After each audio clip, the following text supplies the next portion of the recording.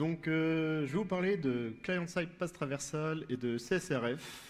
Donc, je suis content de vous présenter ce sujet-là. Donc, rien qu'avec le titre, vous avez pu comprendre qu'on va parler de technique, on va parler de sécurité, mais n'ayez pas trop peur, je vais vous accompagner là-dedans.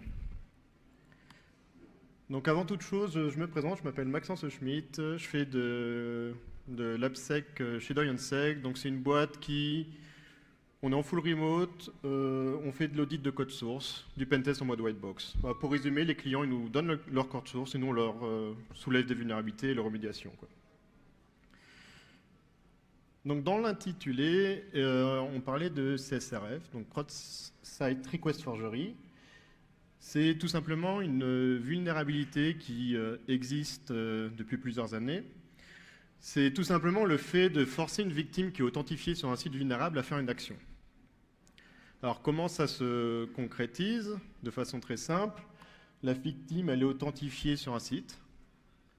L'attaquant il va créer une page malicieuse et va forcer la victime à visiter cette page-là. Il va forcer l'envoi d'un formulaire sur le site vulnérable. Les cookies vont être envoyés avec ce formulaire, donc un formulaire post, etc. Et l'attaque avec un changement d'état qui a été réalisé dans la session de la victime. D'un point de vue attaquant, en fait, c'est tout simplement un formulaire classique. On va on va cibler le site vulnérable et le endpoint nécessaire. Donc dans cet exemple-là, c'est un changement d'email. L'attaquant met la valeur qu'il souhaite.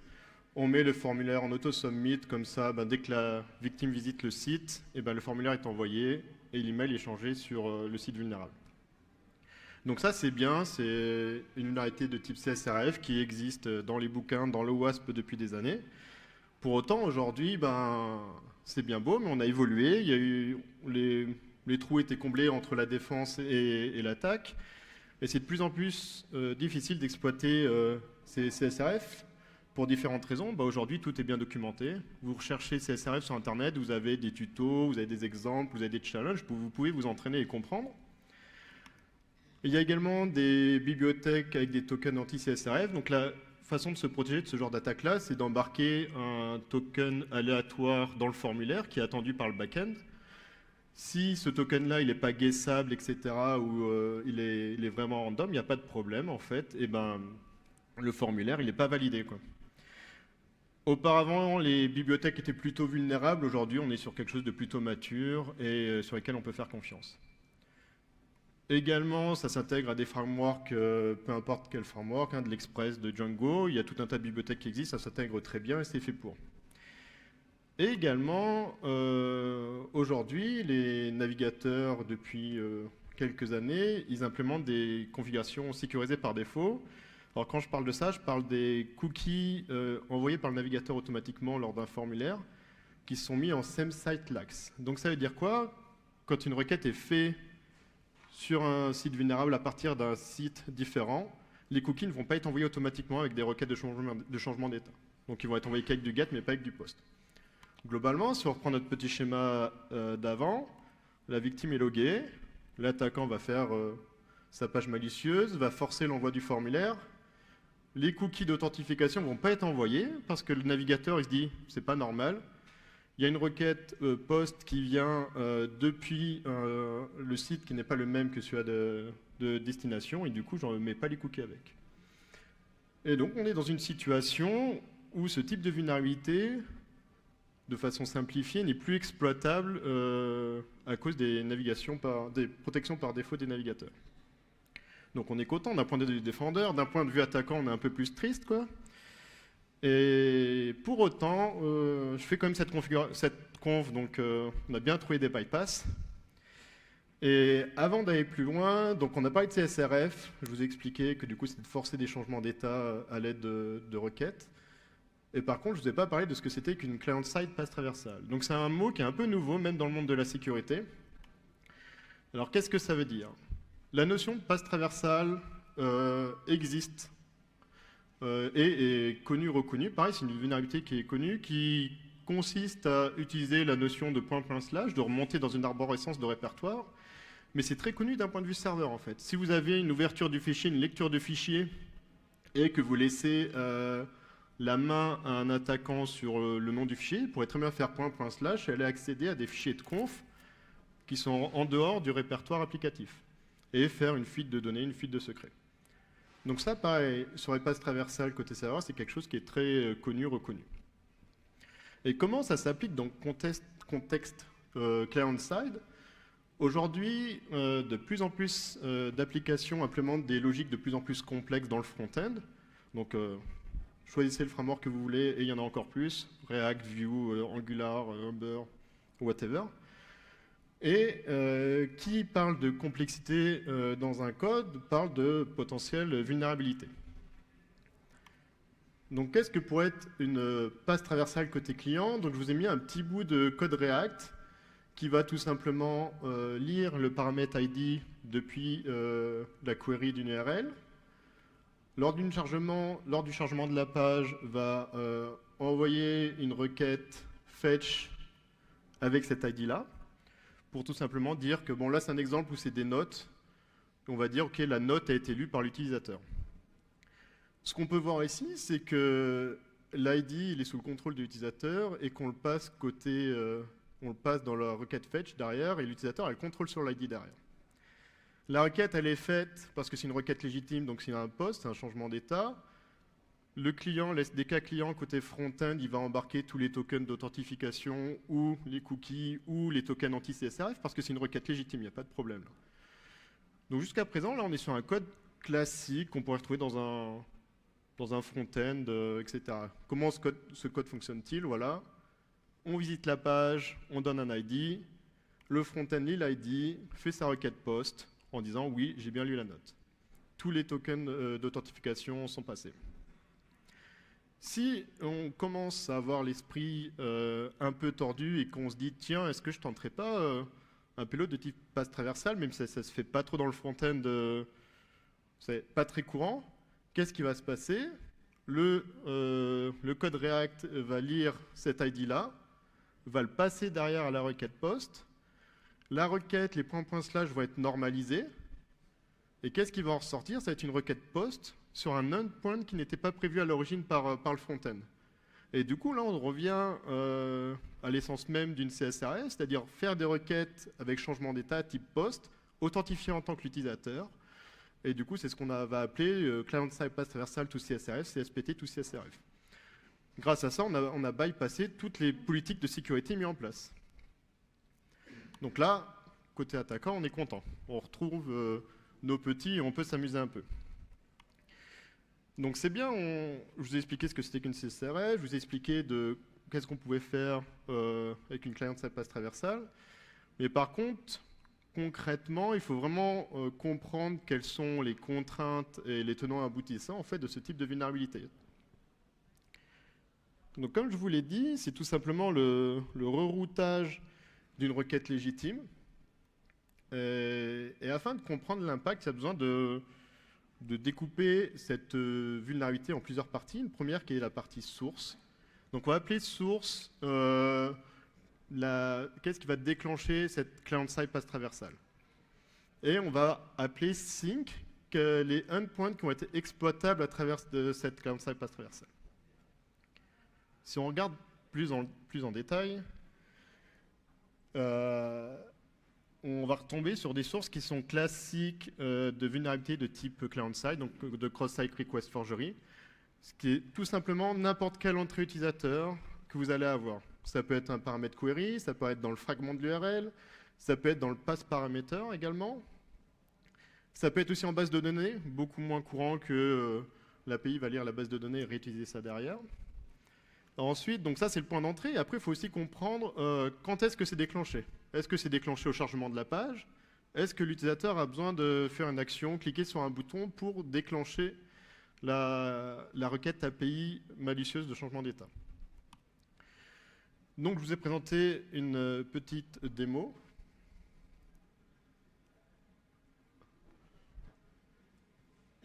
Ici. Donc c'est tout simplement, ça reprend le code React que je vous ai présenté. On a un ID qui est ici dans le paramètre pass. Si j'appelle cette méthode-là, on a notre petit outil ici qui va nous montrer qu'une requête post a bien été faite avec l'ID qui était passé en paramètre. Je peux très bien vous montrer en mettant, j'ai du mal à voir comme ça, en mettant un peu de garbage ici. OK. Le front-end, bon, on a vu qu'il y a eu une petite erreur. Si on regarde ce qui s'est passé un peu dans les requêtes, ben on a vu que l'ID a bien été remplacé par ce qu'on avait marqué dans le pass parameter.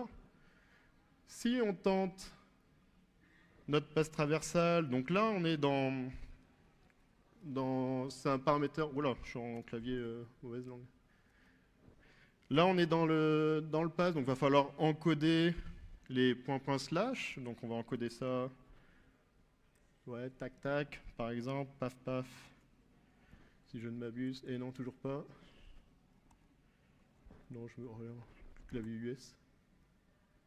Alors, on va rester comme ça, tac, tac, tac. Oui. Et touk, touk touk. Voilà, c'est bon, on va s'en être sorti. Voilà. Moi, il y a une erreur différente. Si on regarde la requête catégorisée, eh ben, on est bien remonté dans l'arborescence et on peut venir appeler des applis qui ne sont pas prévues.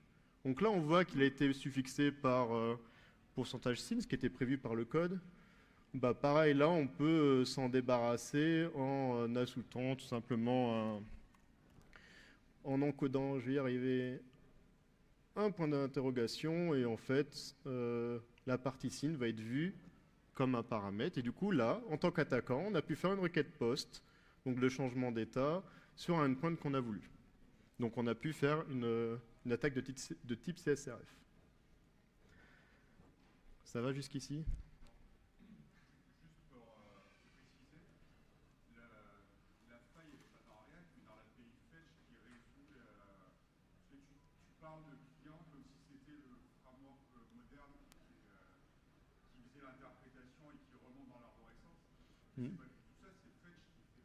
Voilà, c'est tout simplement comment la logique front-end va lire l'entrée utilisateur et le réutiliser directement.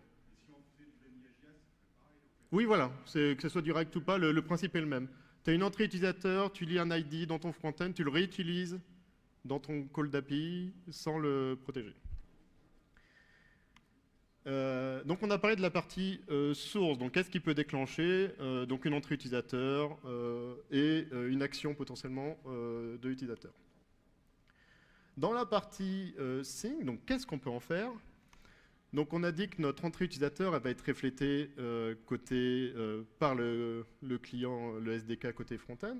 Donc ça peut être reflété directement comme c'était le cas là. Ça peut être aussi modifié. Ça peut également être d'autres méthodes que post. Donc ce qui n'est pas courant normalement quand on parle de CSRF, c'est que des méthodes post, mais là par exemple ça peut être du put, du delete, ça dépend ce que le front-end a décidé au final. Et également ça peut être sur d'autres back-end, quoi. C'est vraiment qu'est-ce que la logique front-end a décidé. Donc comme j'ai dit, c'est le reroutage d'une requête API légitime, et ça veut dire qu'on n'a pas le contrôle sur toute la requête. On va contrôler le pass, on ne va pas contrôler la méthode HTTP, on ne va pas contrôler le hostname et on ne va pas contrôler tous les headers qui sont avec. Mais vu que c'est une requête légitime, on a le token anti-CSRF, on a le cookie de session si c'est un cookie de session, on va avoir l'access token si il est lu par le front-end depuis le local storage, peu importe. Et du coup, quand on se pose la question de qu'est-ce qu'on peut en faire, il faut qu'on se dise quels sont les endpoints côté back-end qui sont accessibles avec ces contraintes-là. On ne va pas pouvoir déroger de ces contraintes-là. On manipule juste le pass et on ne va pas pouvoir modifier l'host, méthode, header et body. Donc ça veut dire qu'il va falloir qu'on trouve des choses à faire avec ça. Alors comment faire? En lisant le code source. On peut utiliser certains outils type SiteGround d'analyse de code pour lister par exemple tous les endpoints qui correspondent à un type post et qui sont sur cet host-là, par exemple. On peut utiliser la documentation d'API par le client. Alors bien sûr, on sait qu'il n'y a toujours qu'une partie de l'API qui est publique et pas forcément tout. Donc en tant qu'attaquant, on veut tout vérifier. Et pour les personnes plutôt côté offensif qui font du pentest en mode black box, on utilise souvent Burp. Et ils ont sorti une feature en début d'année qui permet de filtrer l'historique des requêtes qui sont passées en fait dans le proxy. Et on peut directement venir filtrer, je veux mon host, je veux ma méthode qui va bien. Je veux également, je ne sais pas, que mon body, ça soit un paramètre JSON, je veux qu'il y ait un paramètre obligatoire, et tu me filtres toutes les requêtes qui sont liées à ça. Qu'est-ce qu'on peut en faire? Je vous ai parlé de CSRF, mais c'est pas tout. Il y a d'autres aspects, ça peut être du data leak, s'il y a d'autres vulnérabilités qui sont présentes, ça peut être du cross-site scripting, parce que le front-end peut s'attendre à ce que la donnée soit déjà encodée correctement, etc. Mais là, on va vraiment se concentrer que sur la partie CSRF. Et pourquoi? On va revenir à l'essence de ce que je vous ai dit au début. Je vous ai parlé des CSRF classiques et des types de vulnérabilités de current side path traversal pour exécuter des CSRF, donc CSPT ou CSRF. Ok, on peut avec ces deux façons de faire des changements d'état de type post. Sur une partie CSRF, on avait notre formulaire que l'attaquant envoyé, il avait le contrôle sur tout le body de la requête. Ce qui ne va pas être le cas ici avec les CSPT ou CSRF, pour les mêmes raisons que j'expliquais avant. On contrôle juste le pass. Ça fonctionne avec toutes les protections anti-CSRF parce que c'est le reroutage d'une requête légitime. Ça fonctionne avec les protections du type same-site lax qui sont implémentées par les navigateurs si l'authentification est gérée par les sessions. Parce que la requête, au final, viendra par le domaine légitime. Toujours parce que c'est le client front-end qui gère. On peut faire des nouvelles types de CSRF. Donc, on passe d'avoir quelque chose qui est que du post à du get, patch, put, delete. Et on peut avoir des cas un peu bizarres aussi. On peut avoir des CSRF qui vont être déclenchés si l'utilisateur clique sur l'interface, par exemple. Et également quelque chose d'important, l'impact en fait va dépendre vraiment des deux éléments que je vous ai présentés auparavant, de la source et du sync. Et là, on va venir plus en détail ensuite. Donc on a essayé à recompiler tout l'intitulé. Et maintenant, je vais vous montrer des cas concrets. Donc parmi les cas concrets, j'ai 3 exemples à vous donner qui datent maintenant de 2023, qui m'ont donné lieu à plusieurs CVE. Une première dans RocketChat et 2 autres dans Mattermost. Donc on est sur 3 outils collaboratifs, je ne vais pas les présenter. Donc du messaging, du voice call, des features qui font tout et n'importe quoi maintenant. La première, donc sur RocketChat, sur la partie d'administration, on a cette page qui est présente ici. Rien de bien folichon, on regarde le code source. Le code source, on va regarder toujours la même chose. Il va faire quoi? Il va lire le paramètre ID depuis le paramètre query. Il va réutiliser cet ID-là dans un chemin. Il va concaténer ça directement dans un endpoint. Il va faire un post dessus. Donc, avec l'exemple de base que je vous ai montré auparavant, là, on peut comprendre que un attaquant peut avoir le contrôle sur l'ID. Il peut faire du point// et aller taper n'importe quel endpoint. Et c'est donc ce qui est présenté ici. On a l'injection ici. Alors par contre, petite subtilité, il faut que l'utilisateur clique sur installer pour déclencher l'action. Ça ne va pas être fait au chargement de la page. Le front-end, il se dit, OK, ça sera déclenché lorsque je clique sur installer. Donc c'est bien, on se dit, on a un potentiel début de vulnérabilité, on a notre source, on sait qu'on est capable de déclencher des requêtes de type changement d'état. Et après, maintenant, on se pose la question de qu'est-ce qu'on peut en faire. Donc, on est obligé de regarder les restrictions. On a vu que le code, il faisait une requête post. On n'a pas le contrôle sur les paramètres body, qui sont envoyés automatiquement par le client. En tant qu'attaquant, quand on maîtrise le pass, on peut maîtriser tout le pass en entier, c'est-à-dire qu'on peut maîtriser les autres paramètres qui sont définis dans le pass. On peut également passer des paramètres additionnels en query. Et petite subtilité, c'est que le backend, il permet d'accepter des attributs qui ne sont pas définis par le JSON. Par exemple, si le backend il s'attend à avoir un endpoint où il y a un ID seulement, et que le front-end il envoie un JSON avec un ID et un autre paramètre qui n'est pas attendu, le backend l'accepte. Donc pour notre type de vulnérabilité, c'est bien vu qu'on ne contrôle pas le body. Si le backend il est là, il laisse un peu tout passer, donc on pourrait peut-être faire des choses assez sympas. En partant de ces contraintes-là, on a fait l'effort de lister tout ce qui était accessible. Et en fait, on s'est rendu compte que on pouvait désarchiver des départements. On pouvait également activer le MFA par email, ce qui peut être sympa quand on a compromis une boîte mail. On force l'activation par email. Et comme ça, on peut bypasser le MFA. Et du coup, ce qu'il faut aussi penser, donc le POC, on va mettre dans l'ID le endpoint qu'on veut aller targeter en mettant les points// pour revenir à la racine du site. La victime clique sur install. Une requête post est envoyée par le front-end avec tout ce qui va bien d'un point de vue authentification et protection anti-CSRF vers le endpoint qu'on a dessiné dans le payload. Alors si on regarde la requête, là on voit bien que la requête vient d'une requête GET avec le payload qui est passé dans l'ID. On voit qu'on a bien, la requête part bien sur le site qu'on a prévu. On voit qu'on ne contrôle pas tout le reste. Donc là, je me répète encore, on ne contrôle pas le post, on ne contrôle aucun header. On peut voir par exemple dans le header qu'il y a comme le X auth token qui est la façon de s'authentifier sur le backend. Et on ne contrôle pas non plus le body. Mais vu que le backend il est lax, l'onPoint logout other client, il attend aucun objet JSON. Mais là, il dit OK, ça passe. On peut voir que la requête a bien été effectuée. Donc sur ce type de vulnérabilité, c'est toujours intéressant de se poser la question, c'est quoi la sévérité? Et pour savoir la sévérité, il faut qu'on prenne en compte la source. Il y a besoin de plein d'actions d'utilisateurs pour que la requête s'exécute. L'impact qu'on a trouvé, les syncs ne sont pas vraiment foufou. D'un point de vue attaquant, on peut forcer un MFA par email, voilà. Donc d'un point de vue complexité globale, sévérité, on est plutôt sur du faible. Alors du faible ou limite informative. Donc vous allez me dire, Maxence, ta vulnérabilité elle est nulle. Je suis d'accord. C'est exactement pour vous montrer que ce type d'attaque, ça doit se contextualiser. Je vais vous montrer un autre exemple, du coup, là sur Mattermost. On va voir que l'impact est assez différent. Donc c'est la description de la vulnérabilité telle qu'ils l'ont écrit eux.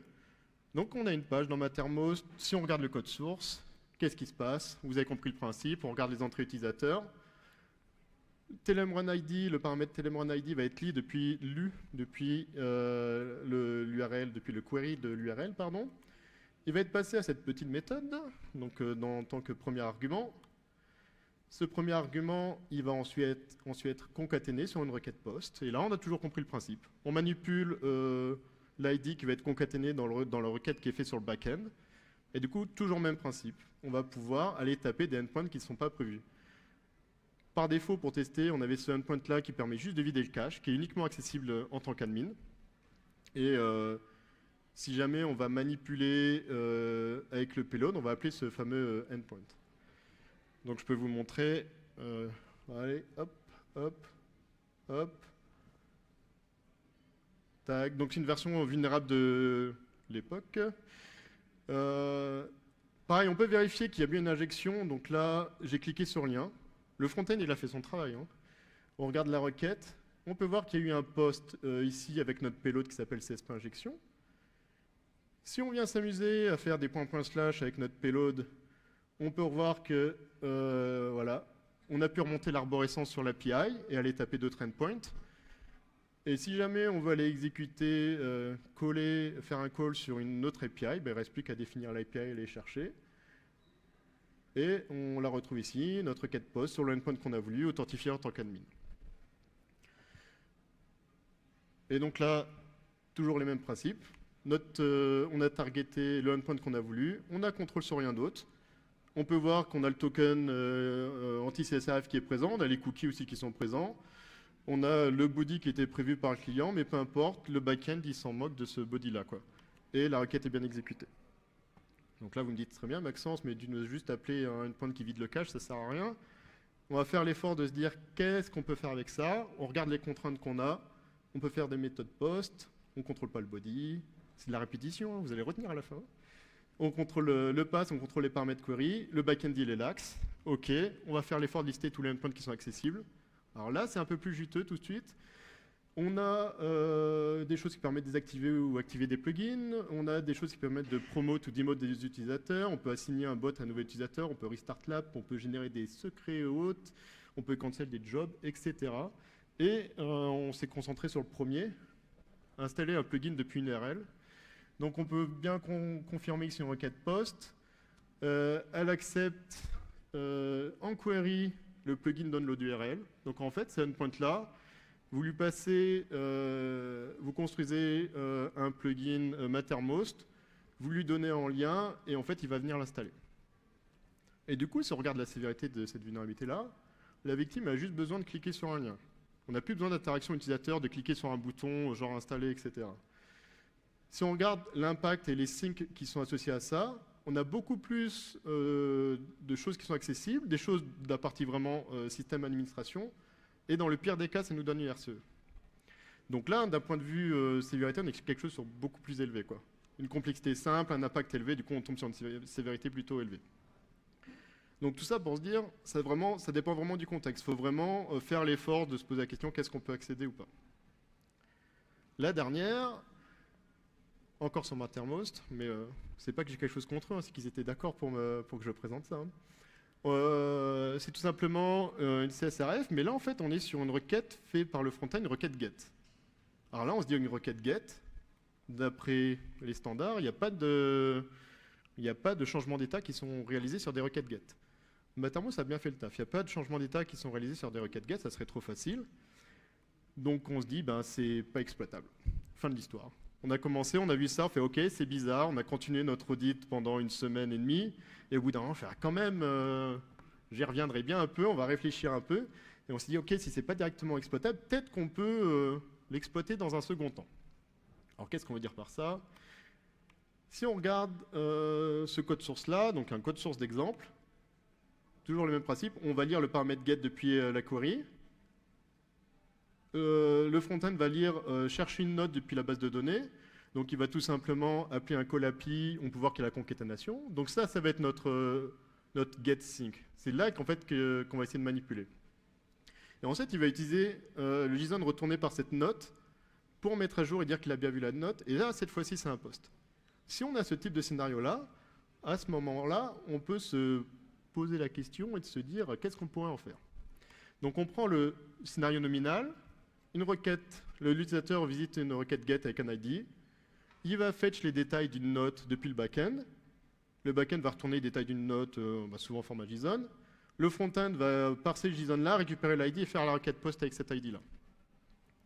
Si on est un peu malicieux, on s'amuse avec notre passe traversale côté client, on peut aller taper n'importe quel endpoint get. Ok, on a dit qu'il n'y a pas de changement d'état, c'est pas grave. Mais si on est capable de manipuler la valeur de retour, si on est capable de manipuler cet ID-là pour mettre un payload pour déclencher une nouvelle client-side passe traversale, le front-end va lire cet ID-là et va le faire dans le post après. Donc tout simplement, là on est sur une complexité d'attaque assez importante, mais pour l'utilisateur, il a juste visité une page au départ. C'est complexe pour l'attaquant. On est donc sur 2 primitives. Une première primitive qui est du coup un signe de type get où la source, un entrée utilisateur et l'utilisateur visite une page, qui fait un get sur une API. On va essayer de manipuler le retour de cette API-là, qui sera réutilisé derrière pour faire une requête post. Donc pareil, j'ai un petit exemple à vous montrer.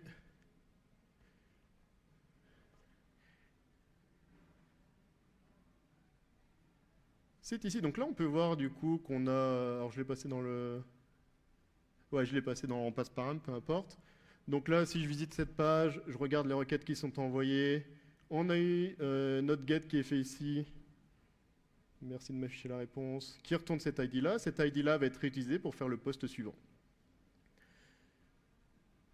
On aime bien faire chouchou, on remplace ça par quelque chose d'autre. Qu'est-ce qui va se passer? On va avoir fait une requête get sur un endpoint qui n'existe pas. Le suite du code ne va pas s'être exécuté. Et ce que j'expliquais, c'est si on arrive à avoir un JSON qui est retourné malicieux, et ben dans ces cas-là, on peut voir que la requête get a été réalisée. On a retourné notre JSON malicieux qui contient un autre payload malicieux. Et ce payload-là va être réutilisé avec une variété de type CSPT, pareil, pour faire la requête post. On est content, en théorie ça passe. Mais encore, faut-il trouver les éléments manquants.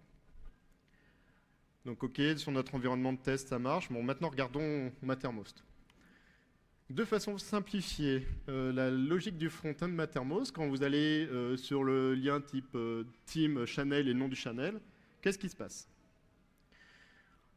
Le front-end va lire le nom du channel depuis le paramètre pass. Il va vérifier si l'utilisateur est membre du channel et il va ajouter l'utilisateur au channel s'il a les droits et s'il n'est pas déjà présent dans le channel. Et il le fait par des call API. Regardons plus en détail maintenant. L'utilisateur visite cette page avec le channel name.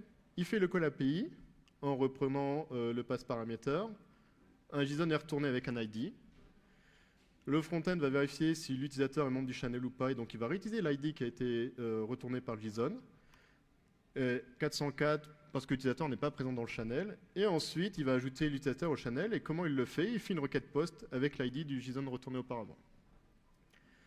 Donc là, on est sur le cas que j'ai montré auparavant, mais dans un cas concret. Donc on peut faire cette injection sur le paramètre get en faisant du simple encodage dans l'URL. Si la requête elle vient depuis un site externe, ça doit être double encodé. Enfin bon, je ne vais pas aller dans les détails. Donc si on fait notre injection get, on reprend notre cas, on injecte dans le paraméteur, il va essayer de retrouver les détails de ce channel-là. Il va faire un call API get sur le endpoint qu'on aura décidé. Bon, dans ce cas-là, ça retourne une 404 parce que ce endpoint n'existe pas. Comme je dis, ce qu'il nous faudrait, c'est quelque chose de magique où on pourrait contrôler le JSON et après, ça sera réutilisé dans les payloads suivants. Donc, on se pose la question, on a nos deux primitives, et quel est ce petit gadget, ce petit chaînon manquant qui nous permettrait d'exploiter cette vulnérabilité? Parce que jusqu'à présent, on n'a rien. Il nous manque juste ça, quoi. Et c'est quoi ce chaînon manquant? Donc, c'est ça. Une requête get sur un point qu'on contrôle qui nous retourne un JSON contrôlé. Pareil, on fait le même effort de dire quelles sont nos contraintes, une requête get. Donc je vous passe maintenant, vous avez compris, je pense. Le seul truc qu'on veut, c'est que l'attaquant puisse contrôler l'ID qui est retourné par ce JSON-là. On a essayé de jouer avec, en créant des objets Mattermost, avec des ID contrôlés, de les modifier, etc. Mais ils ne permettent pas la modification, ils sont générés de façon aléatoire, donc on ne peut rien en faire. On a trouvé un endpoint qui permet de retourner des fichiers. Dans Mattermost, en fait, vous pouvez partager des fichiers. Quand vous uploadez un fichier dans un channel, il sera accessible à travers cette API GET. Et ça correspond à notre sync. L'attaquant va pouvoir uploader un fichier malicieux, il pourra y accéder à travers cette API-là. Donc il suffit que l'attaquant il upload ce type de fichier malicieux qui ressemble à un channel, sauf que l'ID il est modifié, afin de faire ce genre d'attaque. Donc là, on a notre passe traversale qui va aller lire le fichier avec le file ID. Là, on tombe sur un endpoint qui est défini, qui est du coup le fichier uploadé par l'attaquant, qui va retourner le JSON défini par l'attaquant, et ensuite, le process continue, il va utiliser cet ID retourné par le JSON, et on va avoir fait un changement d'état post sur un endpoint qu'on aura décidé. Et tout part juste de la victime qui a ouvert un lien. Donc pareil, j'ai la petite démo qui va bien. L'attaquant a uploadé un channel malicieux, le même que je vous ai montré. Voilà, il faut que je retrouve la petite croix.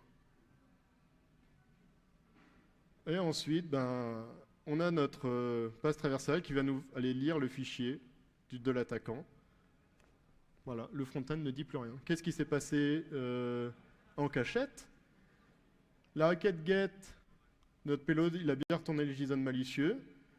Notre ID a bien été réutilisé pour réaliser une attaque de type post. Donc on a une CSRF en partant juste d'une requête get.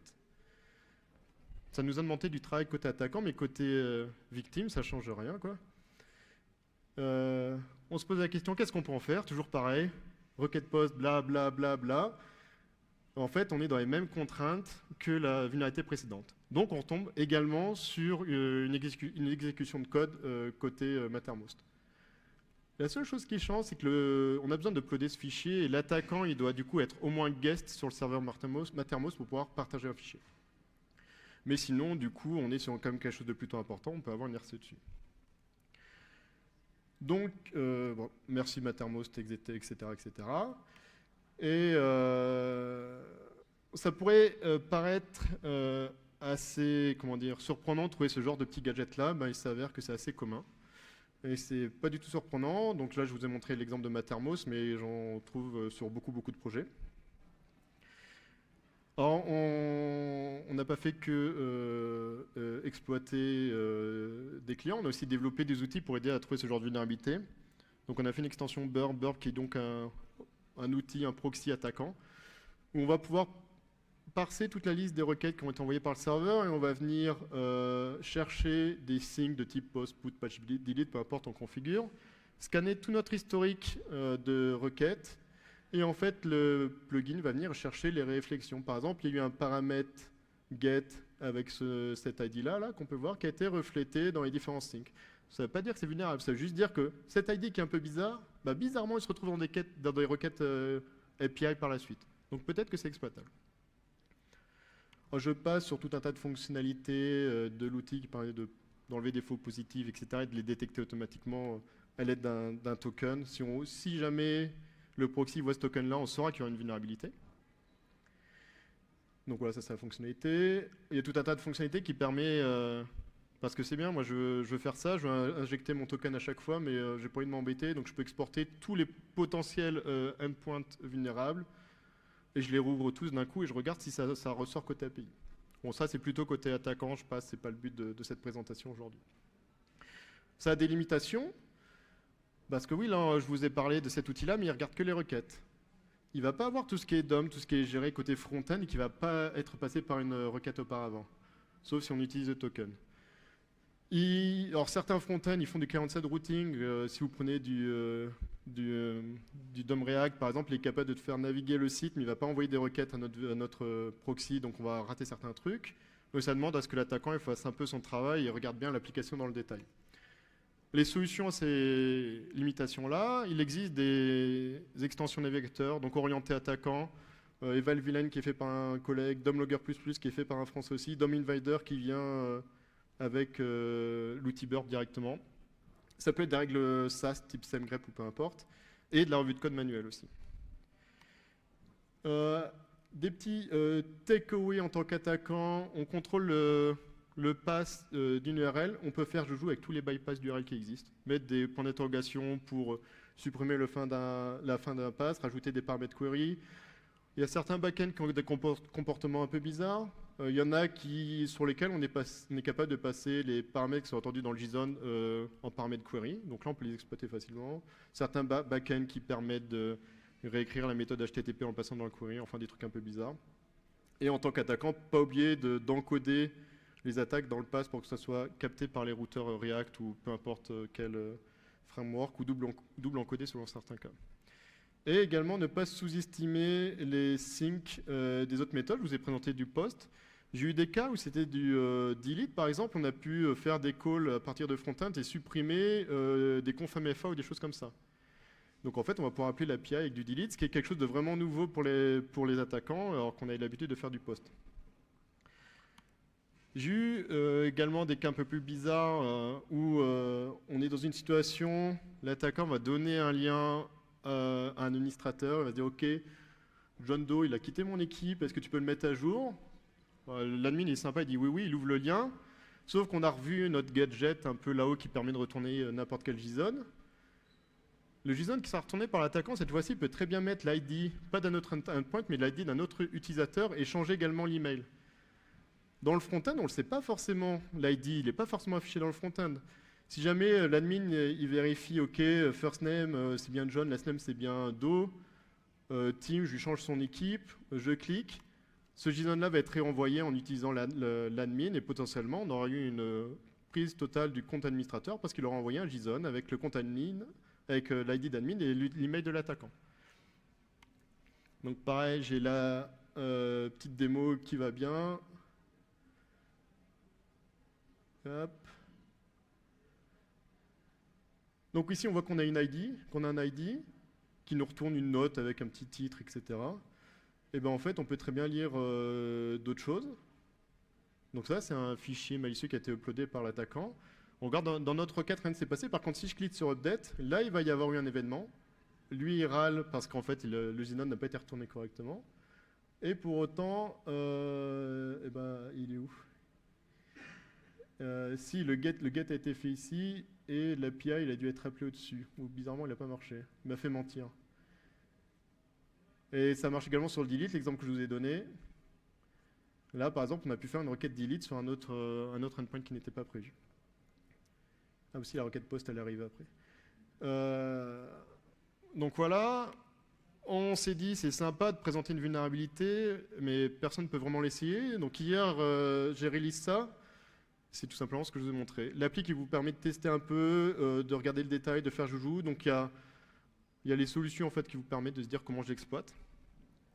Si on parle côté remédiation, Alors, ce qui rend l'attaque facile, c'est que les back-ends, ils sont pas très stricts sur les schémas qui sont attendus, qui sont lax, comme j'ai expliqué. Ça peut se corriger en utilisant tout un tas de librairies. Vous définissez les schémas attendus par votre objet JSON. C'est sympa, mais au final, c'est assez bloquant. Des fois, le back-end est assez décorrélé du front-end. On veut pas que quand quelque chose évolue, eh ben, on veut pas qu'on se dise OK, l'équipe back-end, modifie-moi le schéma parce que voilà, pour pouvoir déployer du front-end. La vraie solution, ça se poserait plutôt côté front-end, donc vérifier en fait les entrées utilisateurs et vérifier que les inputs utilisateurs, que ce soit dans le pass, dans le query, etc., ne comportent pas de type pass traversal, du point slash, etc. Alors j'ai discuté avec les gars de c'est Meta, ils ont carrément fait un wrapper autour de Fetch et ils se sont occupés de vérifier que tout allait bien avec toutes les complexités que ça comprend sur du URL encoding, etc. Je ne le conseille pas forcément parce que je pense que c'est pas évident. Les takeaways pour vous à la maison, je vous ai présenté ça, mais en fait vous pouvez tout revoir, le playground. Il y a également un blog post que j'ai réalisé qui vient avec un white paper de 40 pages qui reprend ces exemples-là et tout dans le détail, donc vous pouvez le reprendre à tête reposée, il n'y a pas de problème. Et en conclusion, on peut encore faire des CSRF. C'est différent, c'est plus complexe pour l'attaquant, mais ça marche, l'impact est tout aussi important. Et surtout, c'est quelque chose qui était vraiment sous-coté, même par la communauté des chercheurs en sécurité. Quand j'ai commencé ma recherche début d'année dernière, les occurrences de ce type de bug, ça se comptait sur les doigts d'une main. Quand je dis occurrence, c'est OK, un bug de 2016 qui était sur Facebook, mais il faut se connecter à Facebook, donc c'était à l'ancienne, quoi. Un tweet d'un gars qui dit « Ah, ça c'est sympa », et un autre exemple qui a vu sur GitLab. Mais sinon, il n'y a jamais eu d'effort de formalisation de ce type de vulnérabilité et de vulgarisation. Et c'est pour ça que j'ai travaillé dessus et que j'ai voulu faire ce papier et expliquer. On a publié ça et tout de suite, il y a tout un tas de personnes qui ont dit « Ah oui, moi je l'ai vu auparavant ». Ils nous ont commencé à nous partager des exemples qu'ils ont eus auparavant. Donc c'est bien quelque chose qui existe, c'était pas forcément partagé et surtout, c'était pas partagé aux développeurs, qui sont les premiers impactés, quoi. Et c'est quelque chose de très très commun du coup. Vu que c'est inconnu par les développeurs, vu que c'était peu regardé par les attaquants, mais c'est l'est de plus en plus. Typiquement cette année, je crois que j'ai dû voir au moins passer 10 POC de ce type de vulnérabilité-là, quoi. Ce qu'on a apporté aussi, c'est cette notion de gadget, de se dire, en fait, avec une requête de type GET, on peut quand même faire certaines choses assez touchy. Je vous ai simplement parlé de la partie CSRF, mais en fait, avec la manipulation de passe traversal, on peut faire tout un tas d'autres exploits. Je vous ai parlé d'XSS, de Tatalik, mais c'est trop long à couvrir en 45 minutes. Donc je vous remercie pour votre attention. Vous avez l'habitude, n'oubliez pas les feedbacks. Et en bas, c'est un QR code qui mène vers le blog post où vous retrouvez toutes les informations. Merci beaucoup.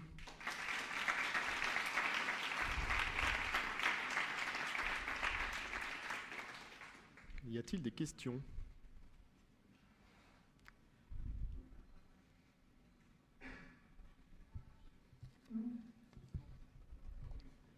Merci pour la conf. J'ai une petite question qui vient de ma non-compréhension de beaucoup de choses. Ouais. Quand tu publies ce genre de blog post, dans la balance entre aider les attaquants et protéger les gens qui peuvent se faire attaquer, qu'est-ce qui est plus important ? Alors moi, je suis un attaquant, mais en fait, on fait de l'AppSec et on veut vraiment accompagner les développeurs. Et une façon que ça soit connu et reconnu, c'est déjà que ça soit connu et reconnu du monde de la sécurité. Parce qu'aller voir des développeurs en expliquant ce concept-là et qu'ils n'ont pas eu d'exemple concret, il y a une conf hier sur les histoires à raconter autour des bugs. Et tant qu'ils n'ont pas eu leur histoire, ils ont du mal à se l'approprier, quoi. Et c'est pareil, en sécurité, on va trouver ce qu'on cherche. Jusqu'à présent, personne ne regardait ça. Je peux te dire que demain, dans les années à suivre, il va y en avoir beaucoup plus. Et du coup, ça va retomber d'un point de vue développeur, etc. Et cette conf, je l'ai faite à l'OWASP. Et du coup, pareil, il y a eu de bons retours avec des développeurs, etc. Et maintenant, sur les pages de l'OWASP, il commence à y avoir des refs, etc. de ça. Et on essaie justement de mettre à jour ces référentiels-là pour que ça soit connu et reconnu, quoi. Après, il pourrait y avoir une solution magique, c'est que les navigateurs n'acceptent plus les requêtes avec des points slash, que ce soit sur du Fetch ou de l'Axios. Peut-être qu'un jour ils y viendront, ils ont fait des gros changements sur les cookies, et ici ils sortent ça un jour, fin de l'histoire, et voilà, je changerai de conf. Mais le but, de toute façon, pour moi c'est main dans la main, mais vu que ça reste un domaine d'expertise, si je vous avais pas montré des exemples auparavant, maintenant les gens de Mattermost ils connaissent. Hein. Et voilà, quoi. C'est vraiment accompagné.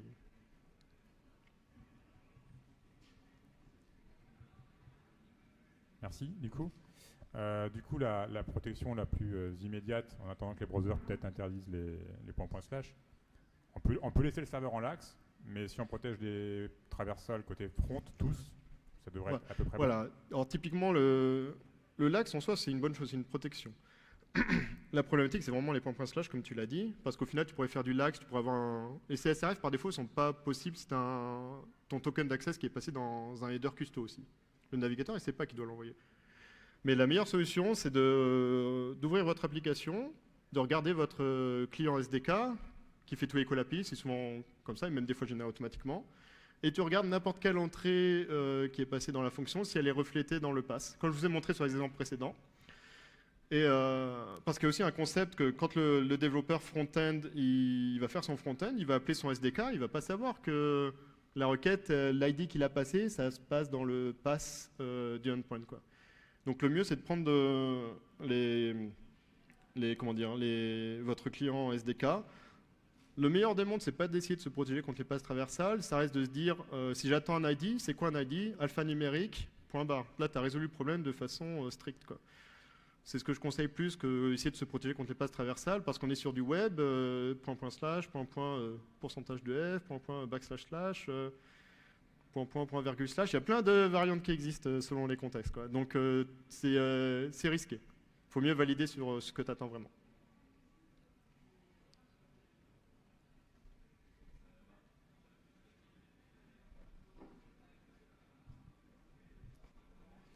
Merci pour la présentation. Du coup, petite question, est-ce que tu as réussi à RCE ou à chaîner vraiment? Oui, oui, alors la RCE, typiquement, ce que je vous ai caché, c'est que cette fonctionnalité est activée, elle n'est pas forcément activée. Par exemple, on peut installer un plugin, mais il ne va pas être activé. Par contre, l'activation, on peut aussi le réexploiter avec ce même type de vulnérabilité. Donc c'est possible, on leur a montré, ils nous ont validé, ils nous ont dit, bon, bah, très bien, on va bosser, quoi. Et du coup, à chaque fois, par contre, que tu fais ça, tu génères des erreurs côté JSON. Et du coup, côté équipe défensive, est-ce que tu l'as testé? C'est-à-dire, est-ce qu'en live, ils ont vu des alertes de leur côté qui ont été générées, qui auraient pu potentiellement te bloquer avec des outils associés? Après, tout dépend comment le front-end est implémenté, s'il envoie tous les erreurs qui sont passées dans le front-end sur un truc de gestion d'erreurs ou pas. Après, c'est comme dans n'importe quelle boîte.